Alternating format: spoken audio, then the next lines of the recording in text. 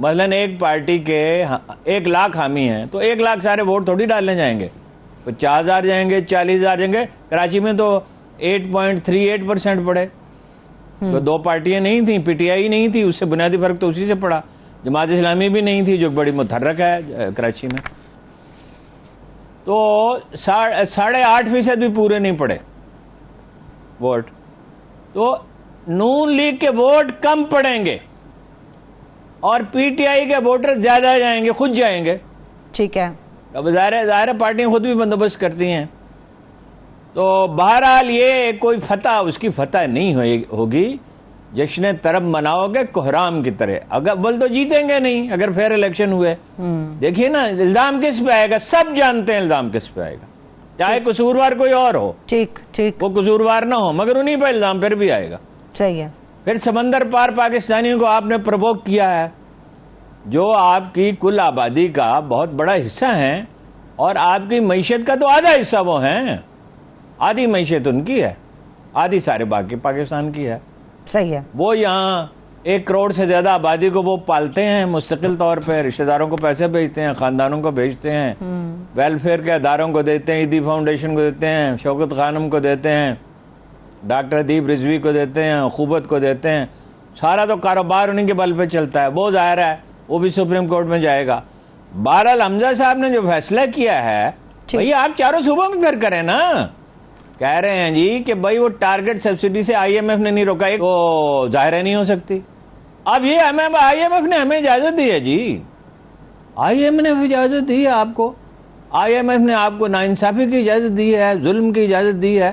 I am F کے تو اپنے مفادات ہیں. آئی ایم ایف تو چاہے گی آپ لوگ رہیں, اس لیے کہ امریکہ عمران خان کو تو گوارہ نہیں کر سکتا. جو بھی ان کی خامیاں ہیں خوبیاں ہیں تو سب لوگ جانتے ہی ہیں. صحیح ہے. یہ نہیں ہے کہ وہ فرشتہ ہیں, مگر یورپی یونین اور امریکہ وہ تو نہیں چاہے گا. تو روس گئے, باقی تو پھر بھاگ گئے. باقی بھی شریک تھے, اسٹیبلشمنٹ بھی شریک تھی, وزارت خارجہ تو خیر بیچاری بول نہیں سکتی, بول تو ویسے اسٹیبلشمنٹ بھی نہیں سکتی, اب کیا کرے. ٹھیک ہے. اچھا ہارون صاحب, آپ نے یہ بات کی, یہ جو بجلی کے حوالے سے سب کے پوائنٹس کے اوپر آتی ہیں جو آپ نے باتیں کی ہیں, بجلی کے حوالے سے پہلے بات کر لیتے ہیں. اس کا بل پنجاب حکومت دے گی, کیا واقعی ایسا ہوگا بجلی کے حوالے سے جو اعلان حمزہ شہباز صاحب نے کیا؟ اگر حکومت دے گی تو پیسے کہاں سے آئیں گے کیونکہ خزانہ تو خالی ہے, اور اگر عوام ریلیف کا پیکج ہے تو اسے بجٹ میں شامل کیوں نہیں کیا گیا, اس کو بائی الیکشن سے پہلے کیوں نامینیٹ کر دیا گیا سامنے؟ نہیں وہ تو بائی الیکشن کے لیے ہے نا, بجٹ میں کیسے کر سکتے تھے؟ اس وقت کسی کو سوج جاتا تو شاید کر ہی دیتے. ٹھیک. پیسے نہیں ہیں, پیسے ضروری کاموں کے لیے نہیں ہیں. مثلاً ریڈیو کے ملازمین نے آج مجھے میسج بھیجا, فریاد کی, او بھائی ہماری تنخواہیں بند, پینشن بند.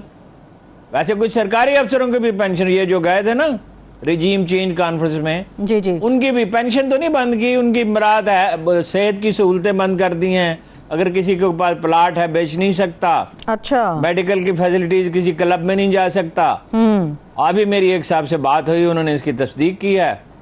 اور یہ سلسلے ہیں, اور اس کے بعد اگر یہ سمجھتے ہیں کہ ملک میں سٹیبلٹی آئے گی, دیکھیے سٹیبلٹی تو پراپر فیئر الیکشن ہو جائیں, بالکل 100% فیئر, اور فرض کیجئے اس میں عمران خان جیت جائیں, پھر بھی سٹیبلٹی نہیں آئے گی.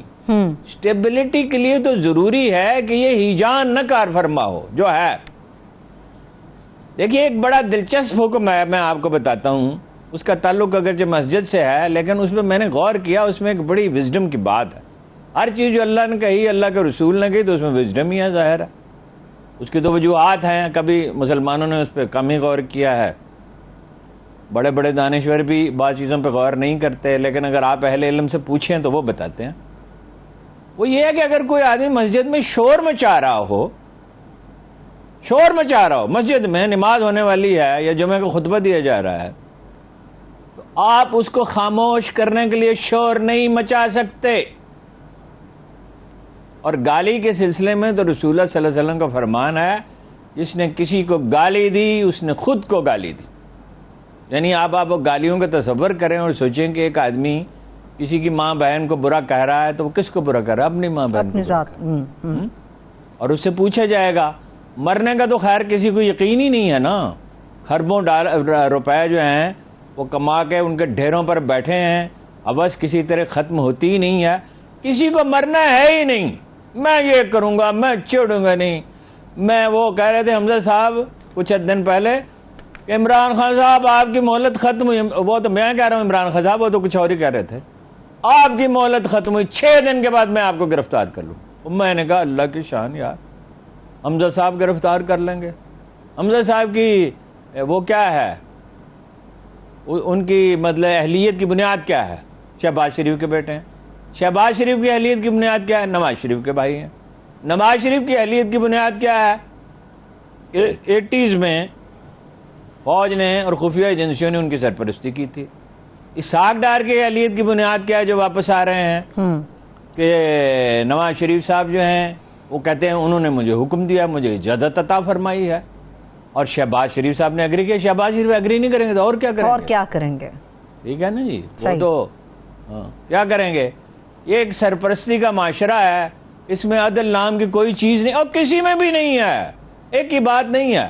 آپ یہ کہہ سکتے ہیں کہ فلاں فلاں معاملے میں ذرا بہتر ہے، فلاں فلاں معاملے میں، جیسے جسٹس نصر من اللہ صاحب نے کہا، ساری اطہر من اللہ صاحب نے، کہ جماعت اسلامی کے سوا سب فساد پھیلا رہے۔ الفاظ یہ فساد نہیں، انہوں نے کہا مطلب غیر ذمہ دارانہ گفتگو ہے، کریکٹر مراد یہ تھی، کریکٹر اسیسینیشن۔ صحیح۔ جماعت اسلامی اتنا تو نہیں کرتی، لیکن جماعت اسلامی کے لوگ بھی دعوے تو بڑے بڑے کر رہے ہیں، اور انہیں یہ پتہ نہیں ہے کہ دعویٰ کبھی کرنا ہی نہیں چاہیے، دعویٰ باطل ہوتا ہے، دعویٰ باطل ہوتا ہے۔ کراچی کی سیٹیں جیت لیں گے، اور 9 سیٹوں پہ پنجاب اسمبلی کی فلاں انشاءاللہ جیت جائے گا، چلیے اتنا غنیمت ہے کہ انشاءاللہ کہتے ہیں، ورنہ اب تو ایسے لوگ پیدا ہو گئے جو کہتے ہیں جیت کے دکھائیں گے۔ دکھائیں گے کس کو؟ آج میں وہ بڑا سورہ سجدہ کوٹ کسی نے کیا، سورہ السجدہ کو، زمین و آسمان میں ہر چیز کا انتظام وہ خود کرتا ہے، عرش بری والا کرتا ہے، پتہ نہیں لوگ کدھر، قرآن مجید کہتا ہے وہ تم کدھر جاتے ہو، اور ایک جگہ کہتا ہے یا حسرتن علی العباد، اے میرے بندو تم پر افسوس ہے۔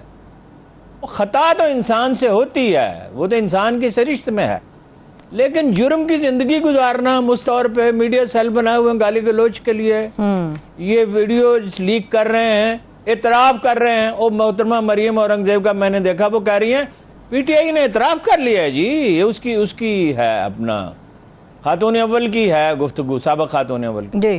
او بھائی ٹیلی فون ٹیپ کس نے کیا؟ اتنا بڑا جرم ہے، قرآن میں لکھا ہوا ہے وَلَا تَجَسَّسُوا، لوگوں کے ذاتی معاملات میں کوئی کیریسٹی بھی شو نہ کرو، یہ تو تجسس ہی نہ کرو، سرے سے پتہ ہی نہ کرو کسی کی ذاتی زندگی کا۔ ہارون صاحب آڈیو لیکس، اللہ کو جواب دینا ہے، آپ نے بھی اللہ کا جواب دینا۔ بالکل بلا شبہ آڈیو لیکس کی آپ چلیں بات کر رہے ہیں، جب 2 دوست یا 2 لوگ آپس میں کوئی ذاتی گفتگو کر رہے ہوں، اس کو ٹیپ کرنا کیا اخلاقی طور پہ کوئی جواز بنتا ہے، چاہے وہ کوئی ایجنسی ہو یا ملکی سطح پر ہو یا ریاست کے حوالے سے ہو؟ کیا مطلب ہے اخلاقی طور پہ؟ کیا قانوناً جرم ہے وہ تو، کوئی چونکہ عدالت کو تو ہم مانتے ہی نہیں ہیں، عدالت پہ کیا تنقید کریں، عدالتوں نے بھی غلطیاں کی ہیں، ہولناک غلطیاں کی ہیں، لیکن ہم کوئی عدالتوں کو مانتے ہیں؟ ابھی عدالت نے کیا فیصلہ کیا پنجاب کے الیکشن کے سلسلے میں کہ حمزہ صاحب نگران وزیر اعلیٰ، جی نگران وزیر اعلیٰ صاحب کہہ رہے ہیں 100 ارب روپے کی سبسڈی دیں گے، بالکل، یا 160 کی۔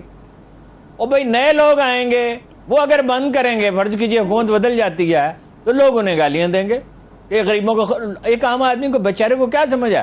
آج کچھ جو سروے ہوئے چھوٹے چھوٹے تو کچھ لوگ کہہ رہے تھے نہیں 100 یونٹ نہیں 200-300 یونٹ پہ کریں۔ او اللہ کے بندو، کہو پانی سے بجلی بناؤ، تھر کے کوئلے سے بناؤ، بجلی سستی ہونی چاہیے۔ اور مفت بجلی کون دے سکتا ہے؟ مفت بجلی تو دی جا سکتی ہے اگر آپ کی معیشت آپ ملائیشیا کی طرح، ترکی کی طرح، جاپان کی طرح، ہانگ کانگ کی طرح، یہ جو ملک ہیں جو تباہ حال تھے اور اٹھے ہیں غربت سے۔ کیا اچھا شعر یاد ہے اس پہ، فلک سے رفتگان نے جھک کے دیکھا، فلک سے رفتگان نے جھک کے دیکھا، بساط خاک سے اٹھنا ہمارا، مگر ہم تو بساط خاک پہ پڑے ہیں، اٹھنے کے لیے تیار نہیں ہیں۔ حکومت سے ہم بھیک مانگتے ہیں، حکومت IMF سے بھیک مانگتی ہے، IMF امریکہ سے پوچھتی ہے، امریکہ شرائط ادا کرتا ہے، وہ عائد کرتا ہے. یہ کوئی زندگی ہے؟ اس کو جینا کہتے ہیں.